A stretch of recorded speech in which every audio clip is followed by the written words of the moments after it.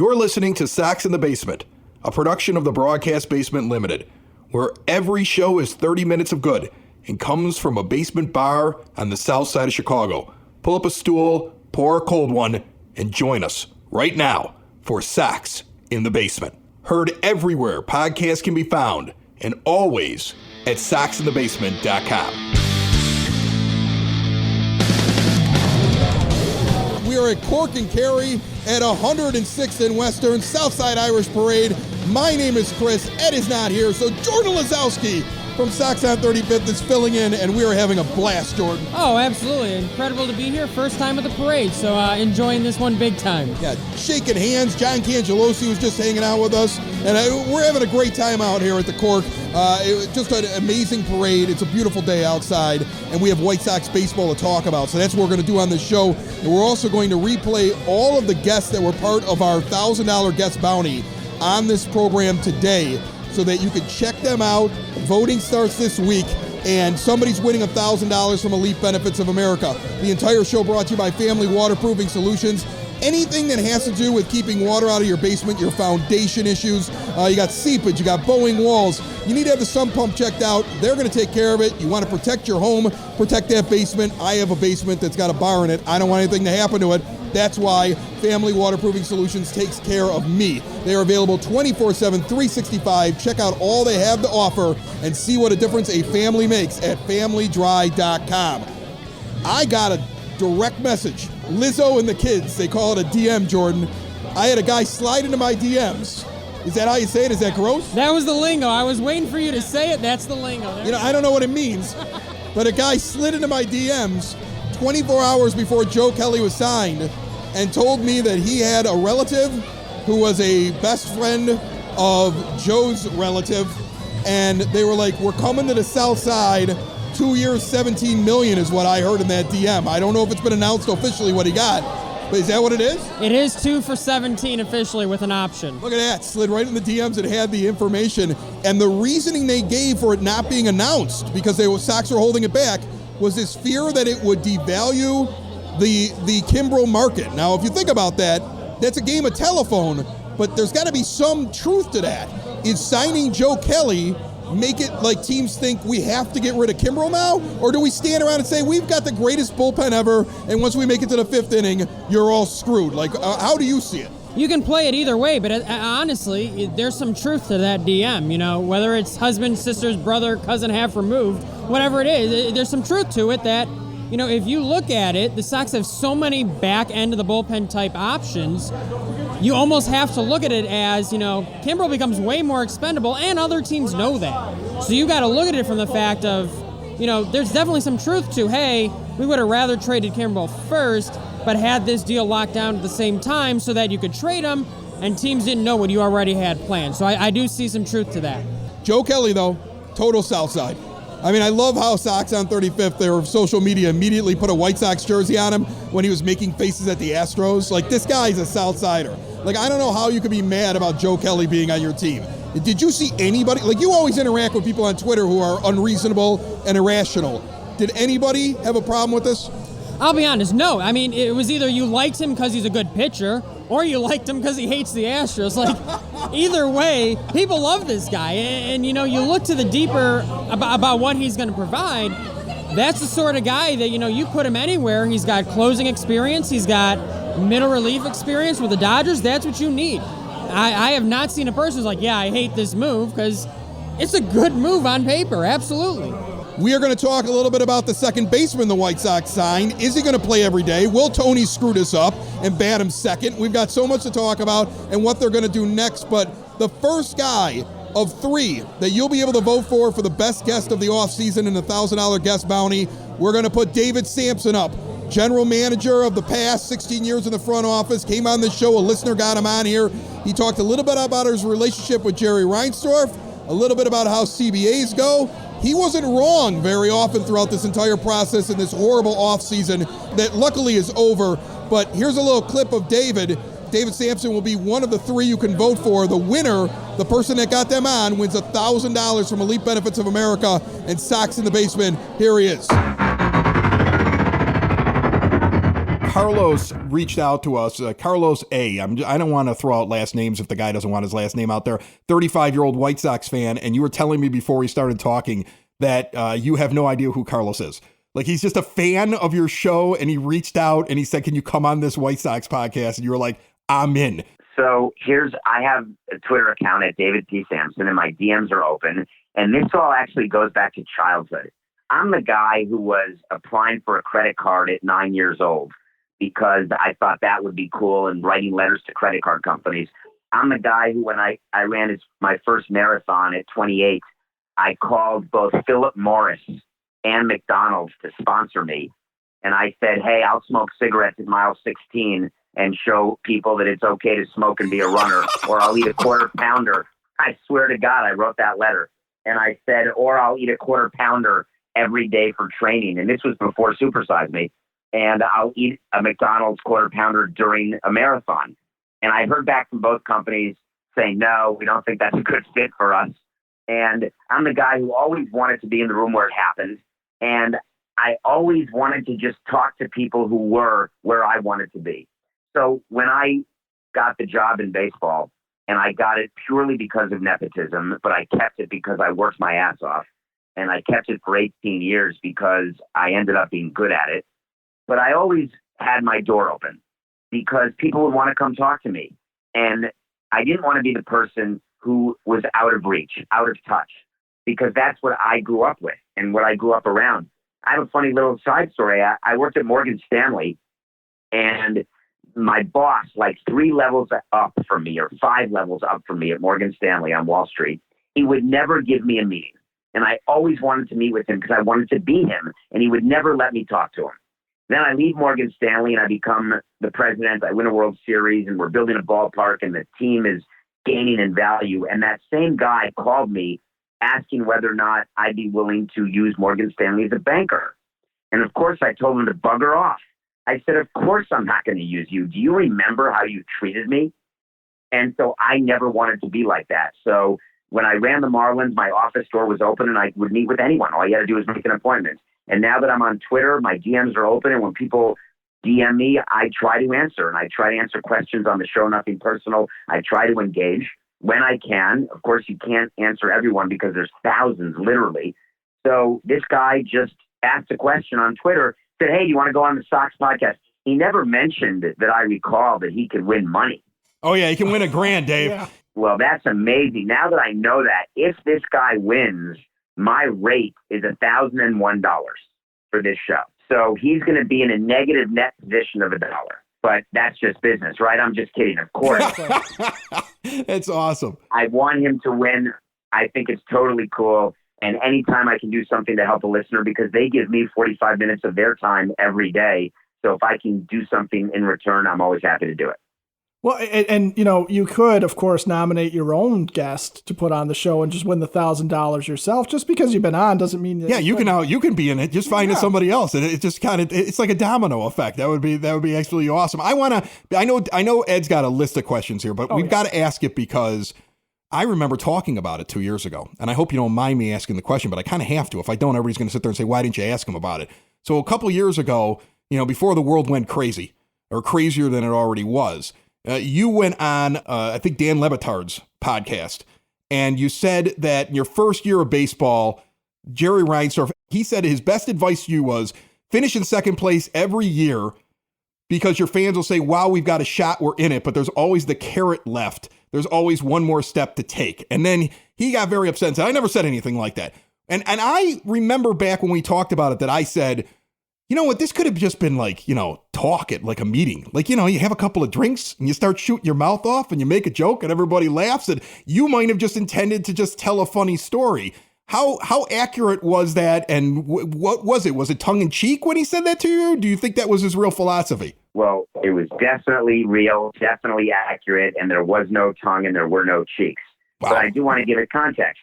I met Jerry when I was in high school. Because as the owner of the Bulls, he sat 2 rows in front of where I sat whenever the Bulls played the Knicks. So the opposing team's owner's seats were 2 rows in front of me, and I was a very loud, obnoxious fan, like a heckler, like the old I would never swear. I was never rude, but I was very on point, getting owners where it hurts about overpaid players, about things that the teams are doing wrong. I had no idea what my future would be. I was a kid in high school. So I was all over Jerry Krause, constantly. So Reinsdorf at one point said to my mother, you're going to kill this guy. Stop. You're literally going to kill him. So years passed, and I walked into my first owners meeting as executive vice president of the Montreal Expos. And I walk in, and Reinsdorf looks at me and says, "You're that kid." And I said, "Yes, I am, Jerry. How you doing?" And he ended up being a mentor, and I love him so much. He is such a unbelievable man who wants to win so badly. He always wanted to have as many rings with the White Sox as he had with the Bulls. He's very misunderstood, as are many owners, in terms of what his desires are, but he's also a businessman. And when I was with the Expos, that's what he said to me. And I get it. Having run a team for 18 years, I totally understand what he meant, because when we won the World Series in 2003, the expectation gets ratcheted up. You have to repeat. You have to somehow keep that window of competition open. You have to do better than you've done. And how do you ever do better? Because at the end of every year, there's 29 losers and only one winner.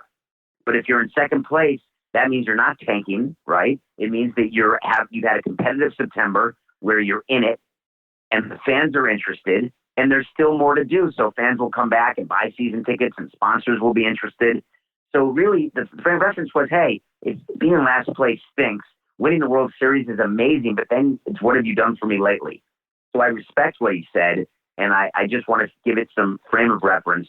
So you shouldn't get on Jerry for that, because he's damn right. Sox in the Basement listeners, do the hard work. And if you're a hardworking man or woman on the South Side, you need to be outfitted properly. And that's why you should visit Red Wing Shoes in Evergreen Park, New Lenox, and Geneva. A work boots specialty store that carries sizes from 6 to 16 and feet as wide as 4E. A 115-year-old company that came out of Red Wing, Minnesota, and one of its largest stores in the entire Midwest is in Evergreen Park, Illinois, ever since 1976.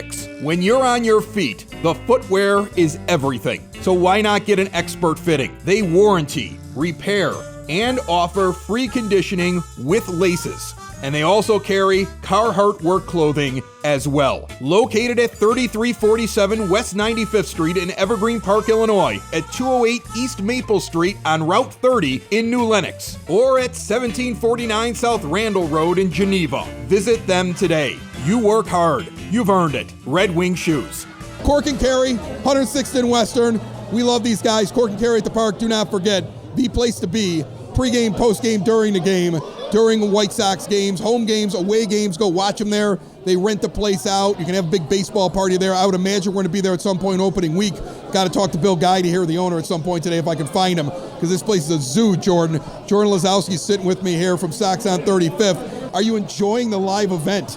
We've done a bunch of them. I don't know how many Sox on 35th has done. Yeah, we've done a few tailgates. This is the first one inside a bar that I can remember. This is fun. Yeah. It's fun getting to interact with people, getting to see people out and doing things again. It's a cool time. Greatest thing about it is the bouncers. I don't have to worry about security. I don't have to worry about somebody getting too drunk. They have all that. We just get to stand around and drink and talk with people. It makes it so much easier. Oh, it's so much fun. It's just doing your thing, doing the Sox talk, and having a good time at the same time. That's all that matters. All right, so what did you think about this signing at second base? Josh Harrison. Now, Ed reminded me the moment that the deal went through. He sent me a text. He's like, before you react one way or another, remember, Chris, you said you liked Josh Harrison last year. And I was like, I did? He's like, you wanted him over Cesar Hernandez. And that's true. He's not what I wanted in the offseason. But I'm glad they at least went defensively and they didn't stick with Leury. He looks like he's the everyday guy. What did you think of it? I think he'll start as the everyday guy. I think you'll have to accept the fact that Leury Garcia is still going to play a lot of games. But I'm of the opinion that right field, given that there are good solutions out there on the free agent market that should be within price range, I'm of the opinion that those are the types of guys the Sox should be targeting. Now, Josh Harrison, Leury Garcia are not long-term second base options. So now you have two schools of thought. Either you wait until Rami Gonzalez or Colson Montgomery or those types of guys really establish themselves, Jose Rodriguez, another name, Or you go external next offseason, see if there's any more price-willing options for the White Sox then. It didn't make sense for me for the Sox to try and solve second base long-term this offseason, but this is a good first step towards shoring it up for this year. So I had a conspiracy theory. The fact they held back the Joe Kelly announcement, even though it seems as though he was signed based upon what slid into my DMs. I love that phrase. Okay. And then they were holding it back, and then they go and they sign Harrison. It was shortly after Chris Bassett gets dealt. And I know there was some smoke around the White Sox trying to get an ace pitcher. I don't know. Maybe I'm just nuts, but it kind of felt like something happened in the trade market where the White Sox were like, okay, it is what it is. We're going with Harrison at second base, announce the Kelly thing, and then we're gonna pick up the pieces and go with plan B. Did you feel like maybe something happened they struck out on? There's a reason for everything that comes out. They're so planned out with what you leak to the media, what they know is so planned. So yeah, there's something going on in the background. I think they were absolutely in on the Bassett market. Probably decided, hey, we don't have a young guy like the Mets do that the A's really love. So we're going to have to pivot. Sean Manaea might be a guy where he's a little less expensive than Bassett that the Sox might be in range for. But everything that's done is done with a purpose. I don't think there's any reason, or there's a reason why the White Sox decided to leak that information as soon as they saw that Bassett was traded. Let's talk to our second. We're going to go back to one of our other guests for the $1,000 guest bounty. Jake Berger was on the show. Remember when he was trolling people saying that he was working out at second base? It doesn't look like he's got that job now, Jordan. No, not right now, but yeah, stranger things have happened, trust me. Take a listen to him. Jake was playing for his own charity, Burger Bombs. So if you pick him, they're getting $1,000 right here from Sox in the Basement. So how much of a realistic thing is this that you could be competing for the second base job here in 2022? Well, part of it was just a troll. I know so many people out there wanting any sort of baseball content, obviously with the current situation. But the other part of it is actually the team asked me to work on it over the offseason. I've been doing transfers and double play feeds and different stuff like that since early part of November. So I'm feeling comfortable over there. I played like 5 games in Charlotte. Everything went well, but the pop-ups were a little issue for me. Just because I've been on the left side of the diamond for so long, the pop-ups are a little different. But other than that, I felt pretty comfortable over there. Honestly, the ground balls aren't as hard. It's more routine type stuff. So it's realistic for sure, and it's just one of those things where I'm gonna do whatever is asked of me, and that's kind of what ends up happening. So, but I like it over there. It's fun to learn a new position and diversify your game a little bit. So I looked up the stats to see how you did down in Charlotte as a fielder, and it noted a couple of errors. Were they on the pop-ups, or were they trying to do a transfer for double play? Like what did you struggle with when you were in Charlotte? Yeah, what were your errors, Jake? It was literally the exact same pop-up twice in the same game.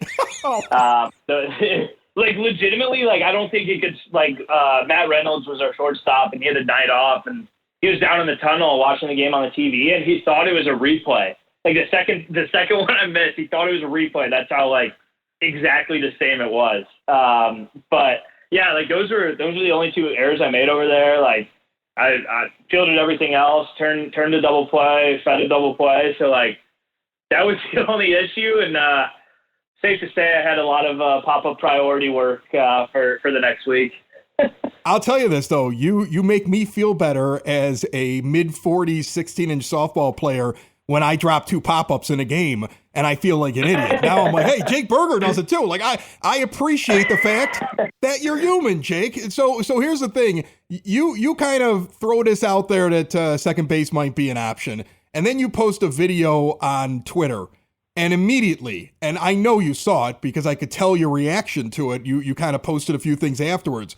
Immediately, you've got Twitter Sox fans saying, I can make that transfer. That isn't that good. What does he think?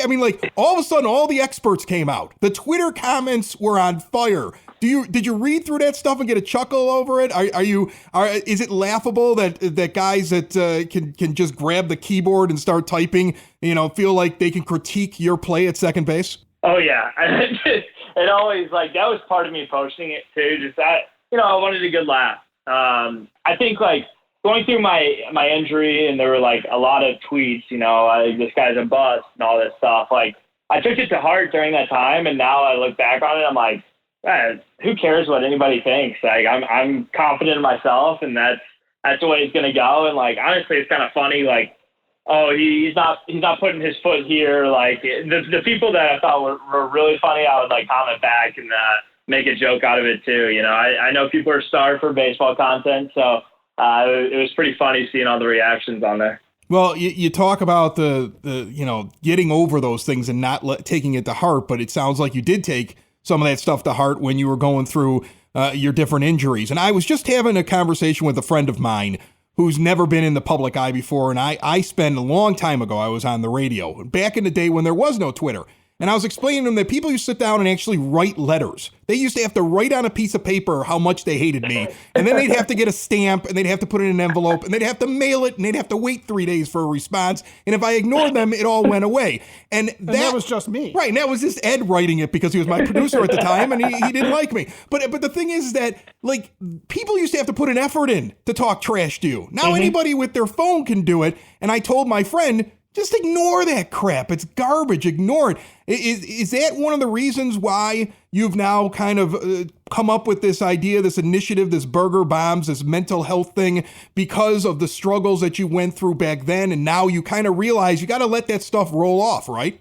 Yeah, 100%. I mean, two of the main Burger Bombs are open a book and meditate, and both of those things take you away from your phone.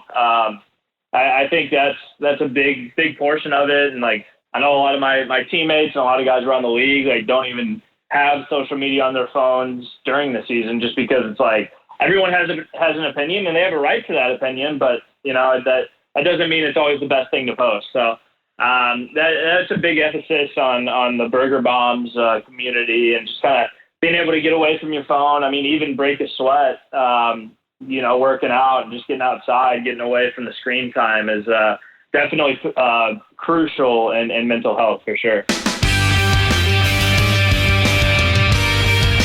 106th and Western, Chris Lanuti here, joined by Jordan Lazowski, Sox on 35th. The parade going by, Southside Irish Parade. You were astonished that this is 2 hours. You looked at me like I was nuts. Yeah, I guess I've never been to a big parade like this. I'm like, 2 hours? All right, I guess. A lot of cool stuff coming by, though. Really cool stuff. It is the longest parade I ever marched in. I was in the Brother Rice marching band in the 90s. Yes, I'm a band nerd. Played a saxophone, and this is 2.5 miles. You're exhausted by the end of this thing. This is a long parade. We're at Cork and Kerry, 106th and Western. We're handing out koozies. We're pressing the flesh. We're seeing ex-White Sox folk heroes. John Cangelos is a folk hero, I would say. Right? Hey, I used to train at the Bodum. Cangelos is absolutely a folk hero to me.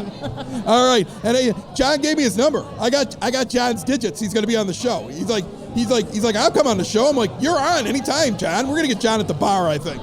Just sliding into the DMs, getting digits. Attaboy, Chris. I'm rolling at the bar. I still got it, Jordan. All right, so second base, relief pitcher is done. There's got to be another pitcher, right? I mean, that's got to happen. And this show is going to air on Tuesday. We're standing here on Sunday. A lot could happen since when we talked. I don't know, but what do you think? Is it a trade? Is it a free agent signing? Do you have a name in mind that you think is realistic? What do you think?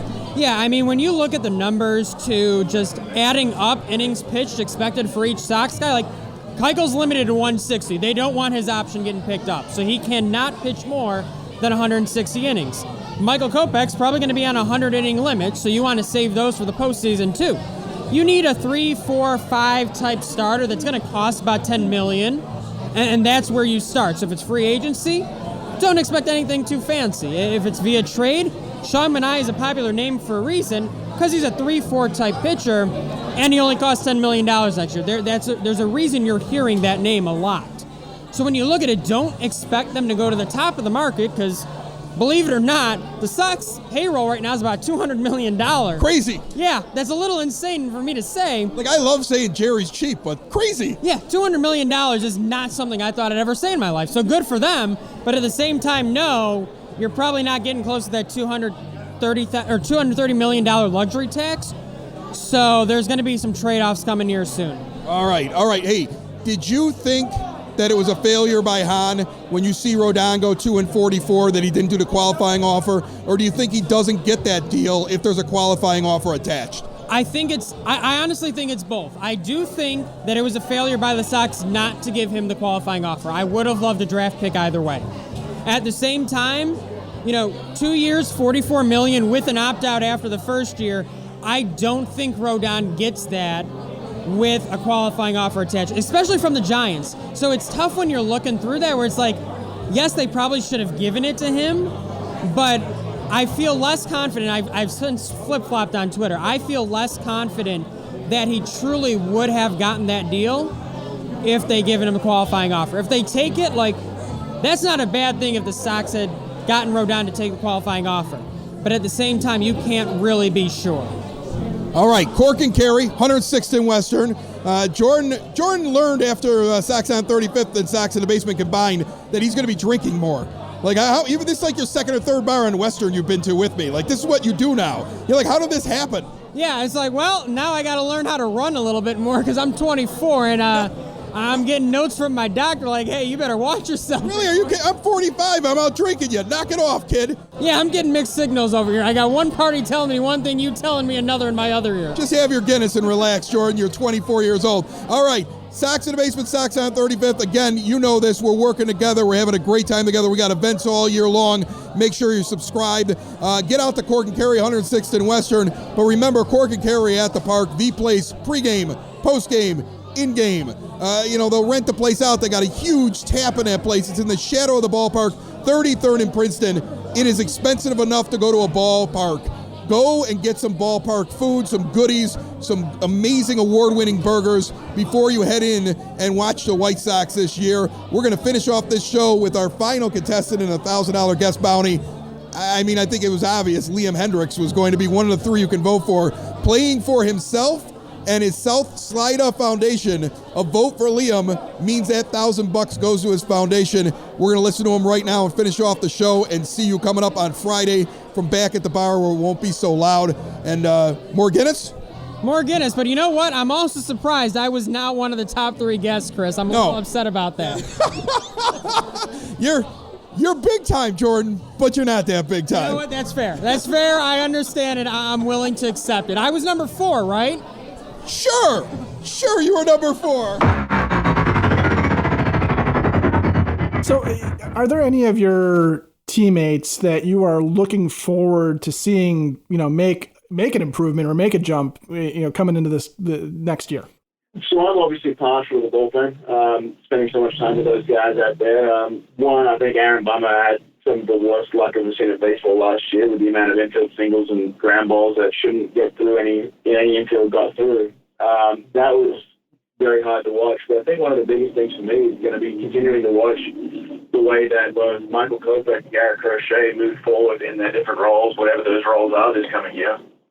But I think one of the ones that I'm really excited about seeing is Ryan Burr.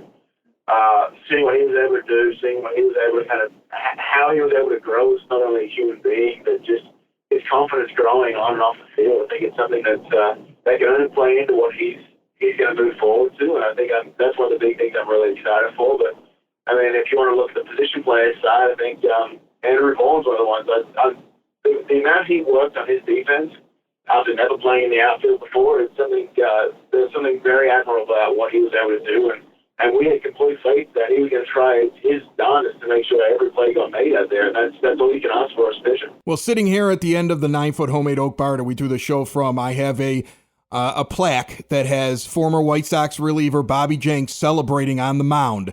That's after he won the World Series. And I would like to put right next to it Liam Hendriks celebrating on the mound after winning the World Series sometime next year, okay? So if you could do that for me, I'd really appreciate it. And I just want you to know that we're all pulling for you guys. We love this team. Baseball is not just a sport to me; it's a religion. And I just absolutely love what you guys are doing. I think we've got a nice young team, and I'm excited about it. I know Ed's very excited about it down here. And we cannot wait to see you guys get going next year and watch this team take the next step. Yeah, we're excited. Obviously, that's our goal now. Anything it's the World Series or bust. We've got the team that can do it. Now we just need to make sure we have the finishing touches and make sure that everyone's in the right state of mind about making sure that they go about and earn whatever they're being given. And now that's what it is. Nothing's been given. We're going in there with a fresh slate. We've got 162 practice games to get to where we need to be, and that's what we're going to do. Sox in the basement. Sox in the basement. Sox in the basement. Sox in the Basement. Heard everywhere podcasts can be found, and always on soxinthebasement.com.